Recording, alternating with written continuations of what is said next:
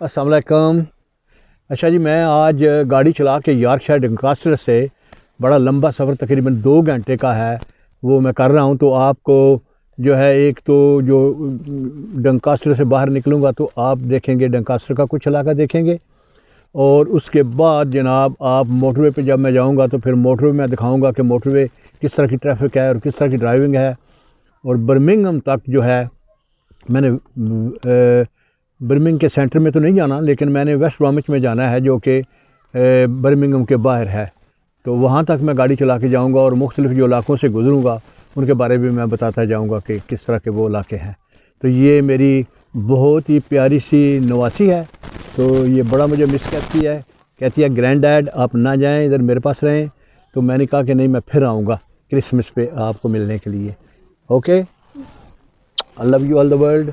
Okay जनाब, तो अभी फिर मैं जब गाड़ी चलाऊँगा तो फिर मैं आपको पता चलेगा कि भाई अब गाड़ी जो है सफ़र मेरा शुरू हो गया है। दुआ करें कि खैर खैरियत से ये सफ़र गुज़रे, और मैं भी दुआ करता हूँ कि आप सब खैर खैरियत से रहें।